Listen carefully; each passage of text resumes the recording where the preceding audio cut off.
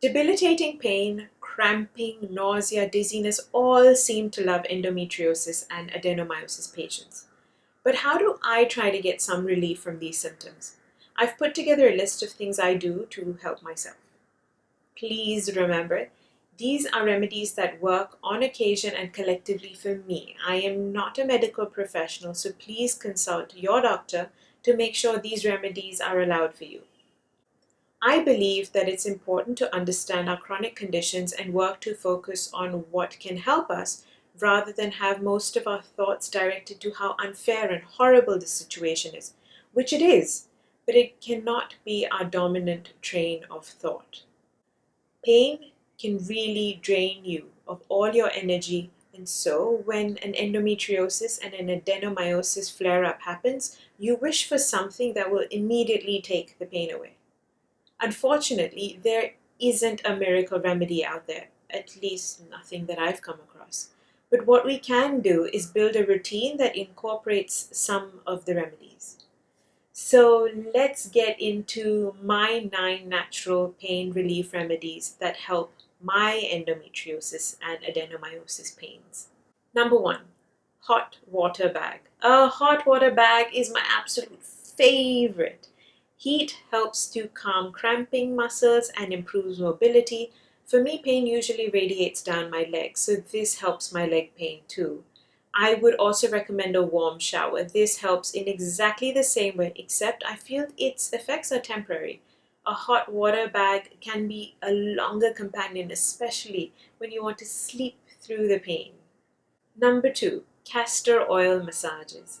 At night, after a warm shower, I tend to gently massage castor oil on my abdomen, then wear a t-shirt and place my hot water bag on top so that the heat can help the castor oil penetrate further into the skin. Castor oil is known to improve blood circulation, help stagnant tissue, and reduce inflammation.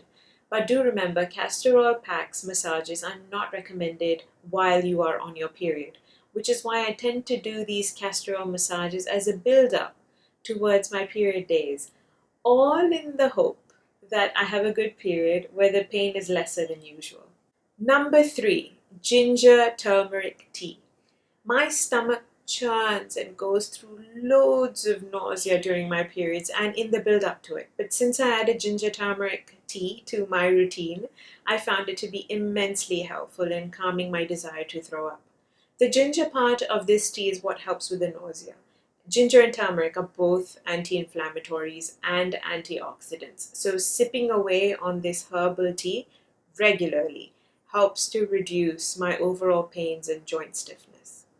I always get my organic ginger turmeric tea from Bushwick Tea. They've kindly offered to give a 10% discount to all of you on any of their organic teas if you use my code. Please check out the description box for the link and the code. Number 4, stretching.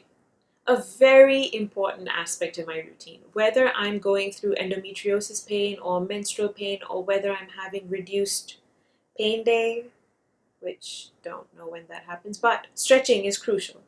In all the pain we go through, plus our sedentary lifestyles, muscle stiffness is bound to happen. And when you add a bad endo flare-up, you're inviting additional trouble, which is why I end up doing some light abdomen, legs, and lower back stretches. But before you do the same, please do seek out a physiotherapist who can recommend the right stretches for your specific issues. Even pelvic floor therapy is extremely helpful because it strengthens your pelvic muscles, so do ask about that. I am so glad I've stuck to my routine, barring some off days, of course, because this routine has really helped me with my pain management. Number 5, endometriosis diet. I have made a lot of changes to my diet, which I will be doing a video on as well. And just in case you can't see the link pop up at the top of the screen, then please check out the description box where I link the article I've written on it. But before you go ahead and do that, I will explain it all briefly here as well. Well, before I explain this further, it's important that I share the fact that I don't just have endometriosis and adenomyosis. I also have Ehlers-Danlos syndrome, chronic fatigue syndrome, fibromyalgia, and painful bladder syndrome. So for me, a diet change was absolutely necessary. My diet is mainly gluten-free. Gluten is overly filling, makes me bloat, and adds to my pains. This may not be the case with you, but going gluten-free has aided in reducing my bloating, especially the annoying endobelly. I look to avoid anything with added hormones, which includes dairy products and meats. Since endometriosis, adenomyosis, and even PCOS are hormonally driven medical conditions, it then never made sense to me to complicate my body by eating or drinking something that had its own hormones going. Frankly, it shouldn't be good for anyone. Well, it's a personal choice, but for me, it aids the health of my body. Plus, please note, I have consulted a nutritionist to make sure I am receiving my protein and calcium from other sources. I would recommend you do the same before making any major dietary changes.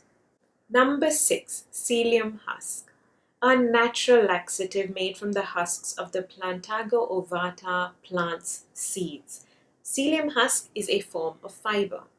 When you have endometriosis, especially in the bowel region, applying extra pressure when on the toilet seat is usually not a great idea, and endometriosis has a way of causing constipation. A couple of spoons of psyllium husk with warm water 4 to 5 days a week has been an absolute blessing, especially after my endometriosis excision surgery, where applying pressure with all the stitches and internal healing happening was going to be too painful. Again, please seek the advice of a medical professional before trying this out. Number 7, salt and ajwain. Salt and ajwain help beat that gassy feeling. Many of us may not realize this, but gas can be quite a contributor to our pains. To help reduce the accumulation of gas, I use this age-old remedy. I place a quarter teaspoon of salt and a quarter teaspoon of ajwain, also known as bishop's weed, in the palm of my hand, mix it up a bit, chuck it into my mouth, and drink warm water on top. Doing this at least once a day works very well to ease my pains. Number 8, pillows. Yes, pillows. Now, during some of my worst pains, the pubic bone area can flare up, so I keep a thick pillow between the knees as I lie on my side. I believe the pillow helps to create a space around the groin area and helps to reduce cramping. Number 9, rest. An obvious one, but it should be mentioned. Resting is important because when in pain, your body is going through so much turmoil. So placing a hot water bottle on the abdomen or back and sipping some ginger turmeric tea, or even trying to sleep through it, gives the body some much needed care. That's it with my list for now, but I promise as I discover more natural pain relief remedies, I'll keep updating you all. If you have any remedies that work for you, please do share in the comments below. Please also like, share, and subscribe to my channel, and don't forget to hit the bell icon to get notifications of my videos. Thank you so much for watching, and I hope to see you all very, very soon.